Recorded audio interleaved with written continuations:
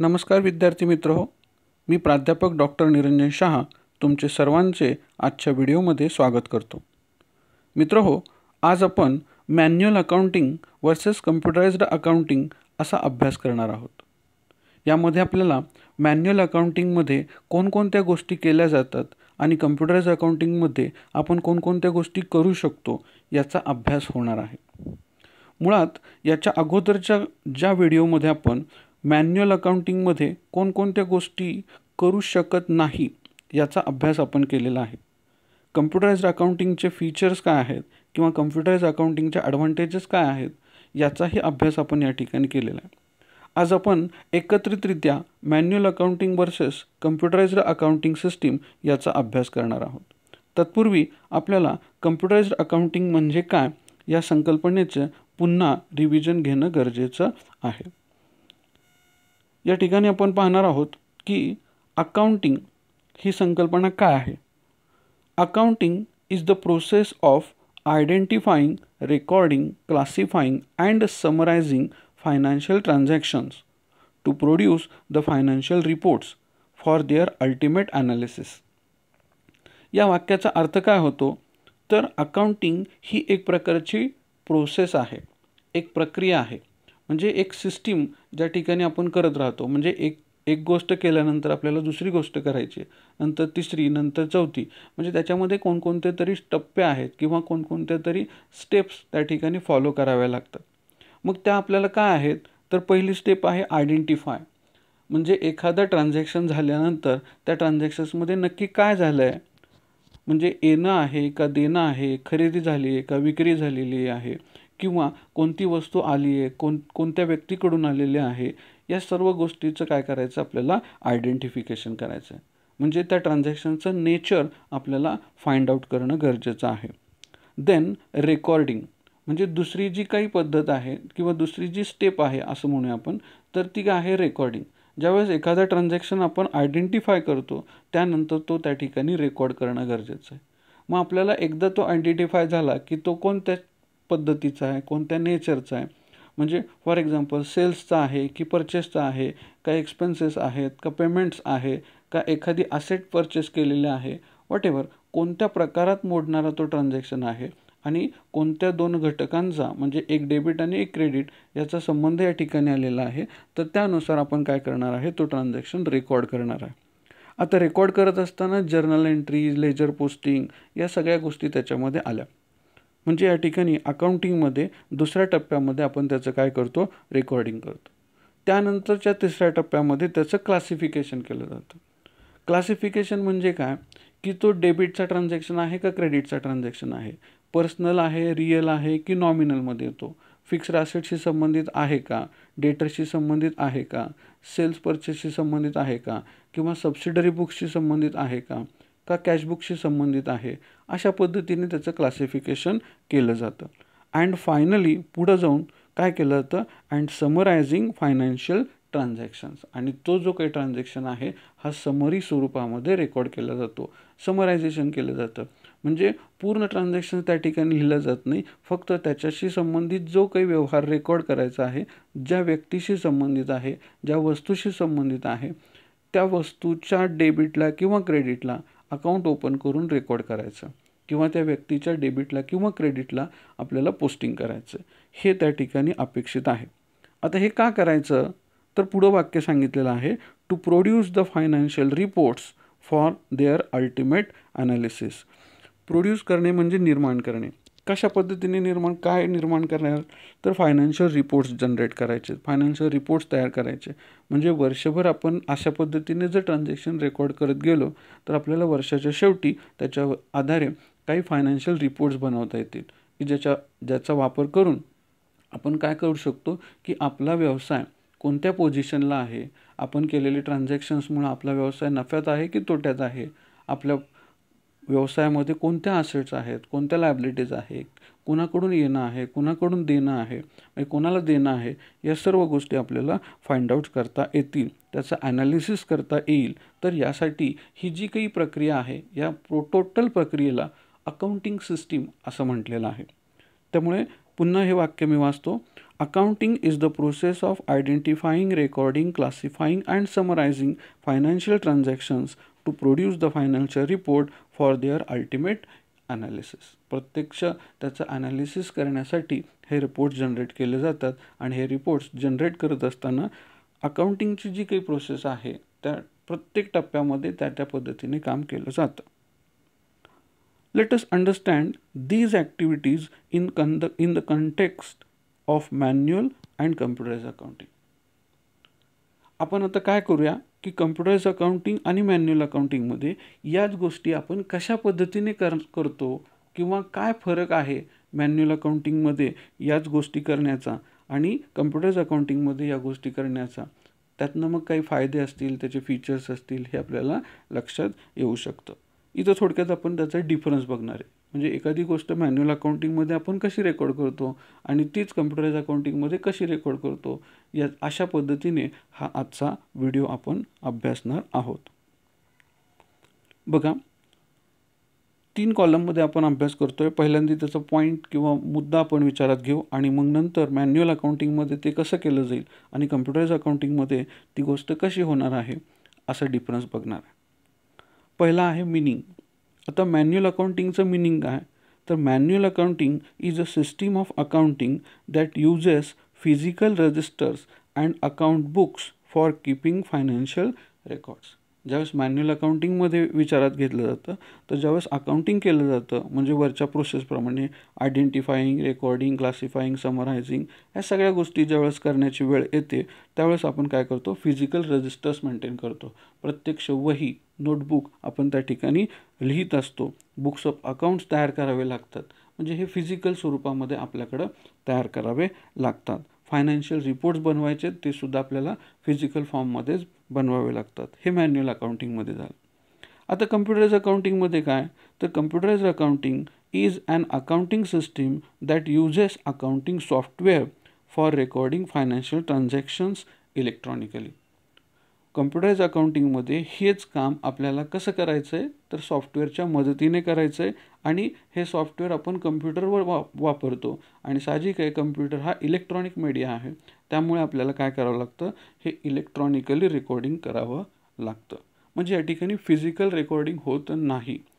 प्रत्यक्ष registers maintain करण्याची गरज नाही. सॉफ्टवेअरमध्ये त्याचं रेकॉर्डिंग करावं लागतं. म्हणजे हा फरक आपल्याला आहे. मॅन्युअलमध्ये फिजिकल रजिस्टर्स मेंटेन करावे लागतात, कम्प्युटरमध्ये आपल्याला अकाउंटिंग सॉफ्टवेअरचा वापर करून इलेक्ट्रॉनिकली हे ट्रान्झॅक्शन्स रेकॉर्ड करावे लागतात. दुसरा मुद्दा आहे recording. In this system it means in manual accounting recording is possible through books of original entry. जर मॅन्युअल अकाउंटिंगमध्ये आपण ज्यावेळेस रेकॉर्डिंग करतो त्यावेळेस आपल्याला ओरिजिनल एंट्री पास करावी लागते, जर्नल एंट्री करावीच लागते. विदाऊट जर्नल एंट्री आपण कोणत्याही पद्धतीचं पोस्टिंग किंवा लेजर्स प्रिपेअर करू शकत नाही. त्यामुळे फायनल अकाउंट्स किंवा फायनल जे काही रिपोर्ट्स आहेत ते आपल्याला मिळत नाहीत. त्यामुळं ओरिजिनल एंट्री आपल्याला महत्त्वाची आहे. कशामध्ये, मॅन्युअल अकाउंटिंगमध्ये. कम्प्युटराइज्ड अकाउंटिंग सिस्टीममध्ये काय, तर data content is recorded in customised database. या ठिकाणी जर्नल एंट्री होत नाही. म्हणजे जर्नल एंट्री ज्या फॉर्मॅटमध्ये आपण जर्नलमध्ये करतो किंवा मॅन्युअली करतो त्याच फॉर्मॅटमध्ये कम्प्युटरमध्ये करण्याची आवश्यकता नाही. तर कम्प्युटरमध्ये फक्त आपल्याला डेटा फीड करतो त्या फॉर्मॅटमध्ये आपल्याला काय करायचं आहे, डेटा फीड करायचा आहे. म्हणजे त्या सॉफ्टवेअरमध्ये त्याचं रेकॉर्डिंग करायचं आहे. सॉफ्टवेअरचा फॉर्मॅट ज्या पद्धतीने असेल त्या पद्धतीने आपल्याला काय करायचं आहे, त्याचं रेकॉर्डिंग करायचं आहे. म्हणजे रेकॉर्डिंगचा जर विचार केला तर मॅन्युअल अकाउंटिंगमध्ये जर्नल एंट्री ओरिजिनल फॉर्ममध्ये पास करावी लागते, जी आपल्या अकाउंटिंग प्रिन्सिपल्सप्रमाणे ज्या फॉर्मॅटमध्ये दिलेले आहे त्या फॉर्मॅटमध्ये.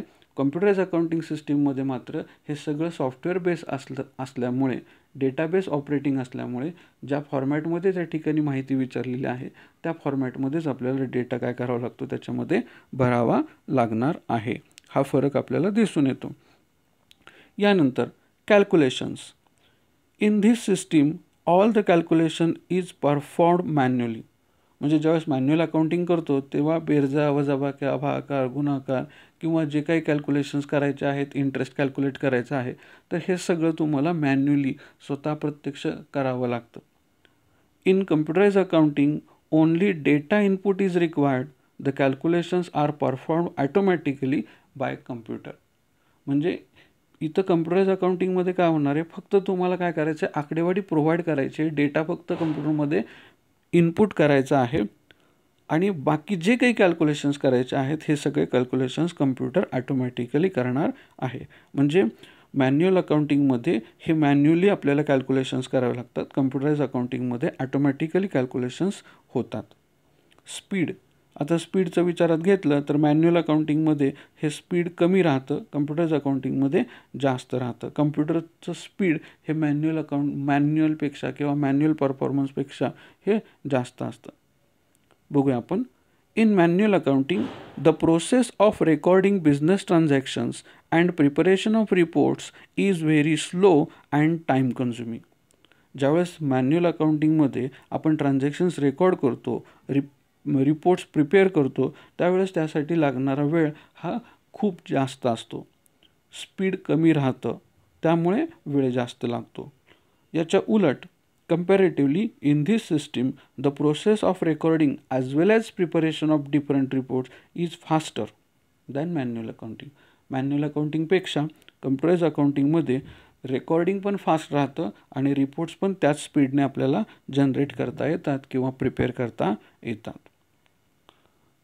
पुढचा पॉईंट आहे ॲडजस्टिंग एंट्रीज.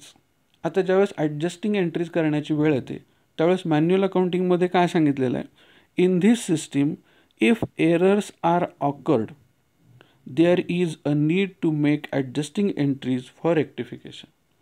म्हणजे ज्यावेळेस आपल्या असं लक्षात येतं की एखादी एंट्री चुकलेली आहे किंवा एखादं ट्रान्झॅक्शन्स रेकॉर्ड करताना चुकलेलं आहे, चुकून दुसऱ्या व्यक्तीचं नाव लिहिलेलं आहे किंवा चुकून अमाऊंटमध्ये बदल झालेला आहे, कॅल्क्युलेशन्समध्ये बदल झालेला आहे किंवा चुकून त्या पद्धतीचं रेकॉर्डिंग झालेलं आहे, हे ज्यावेळेस आपल्या लक्षात येतं त्यावेळेस मॅन्युअल अकाउंटिंगमध्ये आपल्याला ती चूक दुरुस्त करण्यासाठी आणखीन एक एंट्री आपल्याला पास करावी लागते की ज्याला रेक्टिफिकेशन एंट्री म्हणतो. म्हणजे आपल्याला आणखीन एक एंट्री मॅन्युअल अकाउंटिंगमध्ये ज्याला करेक्शन एंट्री, रेक्टिफिकेशन एंट्री आपल्याला आहे ती करावी लागते. कम्प्युटराइज अकाउंटिंग सिस्टीममध्ये काय आहे, there is no requirement of adjusting entries for errors and rectification. म्हणजे जर कम्प्युटराइज अकाउंटिंगमध्ये अशा चुका झाल्या, एंट्री करताना चुकीची अमाऊंट रेकॉर्ड केली, दुसऱ्या व्यक्तीच्या अकाउंटला डेबिट क्रेडिट झालेला असेल तर त्या ठिकाणी सेपरेट एंट्री पास करण्याची गरज नाही. तीच एंट्री आपण काय करू शकतो, पुन्हा रेक्टिफाय करू शकतो. कारण की हे फिजिकल फॉर्ममध्ये आहे का, नाही, हे इलेक्ट्रॉनिक फॉर्ममध्ये आहे आणि ज्यावेळेस इलेक्ट्रॉनिक फॉर्ममध्ये डेटा असतो त्यावेळेस तो डेटा आपण काय करू शकतो, चेंज करू शकतो, पुन्हा व्हाउचर रिचेक करू शकतो, पुन्हा व्हाउचर्समध्ये बदल करू शकतो. तारीख चुकली असेल तर तारीख रेक्टिफाय करता येते, अमाऊंट चुकली असेल तर अमाऊंट रेक्टिफाय करता येते, परंतु सेपरेट एंट्री करण्याची गरज नाही. आपण तीच एंट्री पुन्हा काय करू शकतो, एडिट करून सेव्ह करू शकतो. मॅन्युअल अकाउंटिंगमध्ये मात्र एकदा रेकॉर्ड केलेलं ट्रान्झॅक्शन्स जर आपल्याला बदलायचं असेल किंवा चुकीचं झालं असेल तर त्यासाठी रेक्टिफिकेशन एंट्री पास करावी लागते. पुढचा पॉईंट आहे backup. In this system data backup is not possible. म्हणजे मॅन्युअल अकाउंटिंगमध्ये कोणत्याही पद्धतीचं बॅकअप आपल्याला ठेवता येत नाही. ज्या वहीमध्ये त्याचं रेकॉर्डिंग आहे त्याच वहीमध्ये आपण काय करू शकतो, ते बघू शकतो. त्याचा सेपरेट बॅकअप आपल्याला घेता येत नाही कारण की ते फिजिकल फॉर्ममध्ये असतं. परंतु इलेक्ट्रॉनिक फॉर्ममध्ये असल्यामुळे कम्प्युटराइज अकाउंटिंग सिस्टीममध्ये सॉफ्टवेअर यूज करतो, सॉफ्टवेअरमध्ये रेकॉर्डिंग राहतं आणि त्यामुळं आपण काय करू शकतो, त्याचा बॅकअप घेऊ शकतो आणि पाहिजे तेव्हा त्या ठिकाणी ते रिस्टोअरसुद्धा करता येतं. मॅन्युअल अकाउंटिंगमध्ये अशा पद्धतीने कोणताही बॅकअप आपल्याला घेता येत नाही. पुढे ट्रायल बॅलन्स. पुढचा पॉईंट आहे trial balance. In this system trial balance is to be prepared when it requires. म्हणजे मॅन्युअल अकाउंटिंगमध्ये आपल्याला जर ट्रायल बॅलन्स गरजेचा असेल तर तो आपल्याला बनवावा लागतो. म्हणजे ट्रायल बॅलन्स ऑटोमॅटिकली बनत नाही मॅन्युअल अकाउंटिंगमध्ये. कारण की मॅन्युअल अकाउंटिंगमध्ये आपण काय करतो, जर्नल एंट्री करतो, त्यानंतर त्याचं लेजर पोस्टिंग करतो, ते लेजर्स क्लोज करतो, त्याचा कॅरीड डाऊन बॅलन्स आहे तो कॅरीड डाऊन बॅलन्स आपण ब्रॉट डाऊन करतो आणि त्यानंतर मग आपल्याला ट्रायल बॅलन्स गरजेचा वाटला तर आपण काय करणार आहे, ट्रायल बॅलन्स प्रिपेअर करणार आहे. परंतु कम्प्युटराइज अकाउंटिंग सिस्टीममध्ये मात्र असं नाही. जेव्हा तुम्ही ट्रान्झॅक्शन रेकॉर्ड करता त्याच वेळेस तो पोस्ट पण होतो आणि त्याच वेळेस तो ट्रायल बॅलन्स प्रिपेअर पण करत असतो. त्यामुळं ऑटोमॅटिकली कम्प्युटराइज अकाउंटिंग सिस्टीममध्ये काय होतं, ट्रायल बॅलन्स काय होतो, डेली बेसिसवरती सुद्धा किंवा एंट्री बेसिसवरती सुद्धा तुमचा ट्रायल बॅलन्स काय होतो, प्रिपेअर होत राहतो. तुम्हाला सेपरेट ट्रायल बॅलन्स प्रिपेअर करण्याची गरज नाही. जेव्हा जेव्हा तुम्ही एंट्री कराल तेव्हा तेव्हा लगेच इन्स्टंटली त्या ठिकाणी ट्रायल बॅलन्स काय होणार आहे, प्रोव्हाइड केला जाणार आहे किंवा तो आपल्याला दिसणार आहे, प्रिपेअर होणार आहे. मॅन्युअल अकाउंटिंगमध्ये मात्र जेव्हा गरज असेल त्यावेळेस तो बनवावा लागेल. कम्प्युटराइज अकाउंटिंगमध्ये मात्र ऑटोमॅटिकली तो प्रिपेअर केला जातो. फायनान्शियल स्टेटमेंट्स पुढचा मुद्दा. It is prepare at the end of the period or quarter.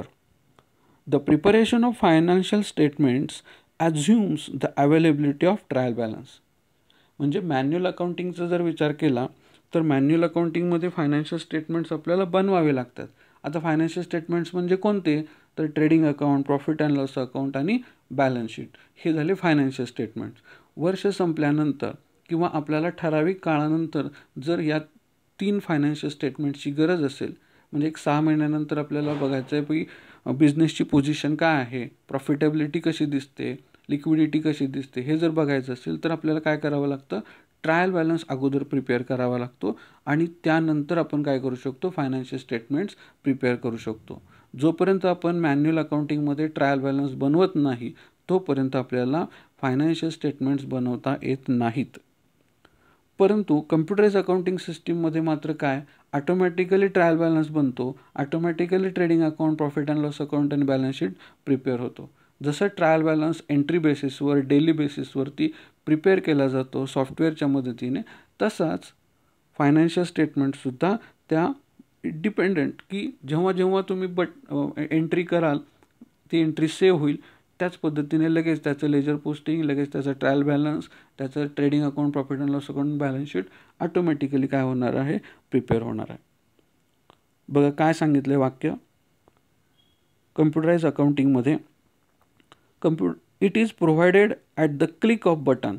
म्हणजे फायनान्शियल स्टेटमेंट्स आपल्याला एका बटनाच्या क्लिकवरती सुद्धा अवेलेबल होतात. The preparation of financial statements is independent of producing the trial balance. म्हणजे या ठिकाणी तुम्हाला सेपरेट ट्रायल बॅलन्स प्रिपेअर करण्याची आवश्यकता पण नाही आहे, परंतु कम्प्युटर ऑटोमॅटिकली ट्रायल बॅलन्स बनवतच असतो.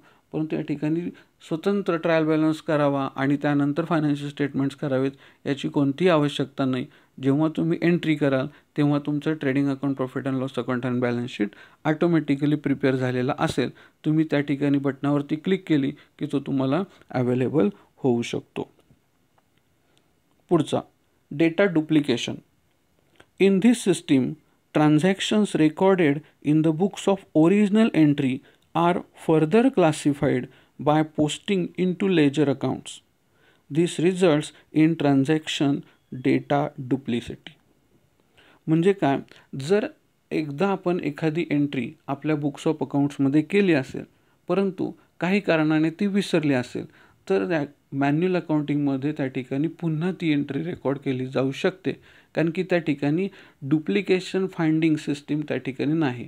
म्हणजे एखादी एंट्री रेकॉर्ड झाली आहे का नाही हे प्रत्यक्ष आपल्याला बघावं लागेल, प्रत्येक एंट्री चेक करावी लागेल आणि त्यानंतर मग आपण पुन्हा एंट्री करायची का नाही करायची हे ठरवावं लागेल. म्हणजे मॅन्युअल अकाउंटिंगमध्ये आपल्याला एक 10 दिवसापूर्वी एखादं ट्रान्झॅक्शन झालं असेल आणि आपण विसरलो, आपल्या फक्त लक्षात आहे की ट्रान्झॅक्शन झालं आहे आणि रेकॉर्डिंग झालं आहे का नाही झालं हे आपल्याला माहिती नसेल आणि आपण मग ते 10 दिवसापूर्वीचे ट्रान्झॅक्शन्स बघून मग ठरवायचं, किंवा मग बऱ्याच वेळा एंट्री केलेली असेल परंतु परत दुसरी एंट्री होण्याची शक्यता आहे. म्हणजे डेटा किंवा एंट्री किंवा ट्रान्झॅक्शन्स हा दोनदासुद्धा रेकॉर्ड केला जाऊ शकतो.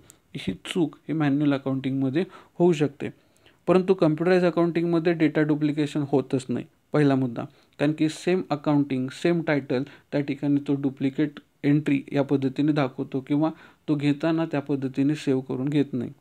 म्हणजे तुम्हाला माहिती आहे की साधा आपण एखाद्या मोबाईलमध्ये एखादा नंबर सेव्ह करायचा असेल तर तो नंबर अगोदर जर त्या मोबाईलमध्ये रेकॉर्ड असेल तर तो त्या ठिकाणी दाखवतो की ऑलरेडी हा नंबर कम्प्युटरमध्ये, मोबाईलमध्ये एक्झिस्ट आहे, तुम्ही काय करा, दुसऱ्या नावाने तो सेव्ह करा. अशा पद्धतीने इथं डुप्लिकेशन लगेच फाइंड आउट करता येतं. इथं काय सांगितलेलं आहे बघा, in computerised accounting no such data duplication is made to cause classification of transactions. या ठिकाणी ट्रान्झॅक्शनचं क्लासिफिकेशन आपोआप सॉफ्टवेअरद्वारे होतं, आपोआप डुप्लिकेशन्स समजतात, त्यामुळे डुप्लिकेट एंट्री होण्याचा प्रश्न निर्माण होत नाही. डेटा डुप्लिकेशन होण्याचा प्रश्न निर्माण होत नाही. मॅन्युअल अकाउंटिंगमध्ये मात्र डेटा डुप्लिकेशन होऊ शकतं. अशा प्रकारे आपण manual accounting versus computerised accounting हा व्हिडिओ बघितला. यामध्ये आपण मॅन्युअल अकाउंटिंगमध्ये कोणकोणत्या गोष्टी या केल्या जातात आणि कम्प्युटराइज्ड अकाउंटिंगमध्ये ह्या गोष्टी करत असताना त्या कशा पद्धतीने होतात याचा अभ्यास आपण केलेला आहे. थँक्यू.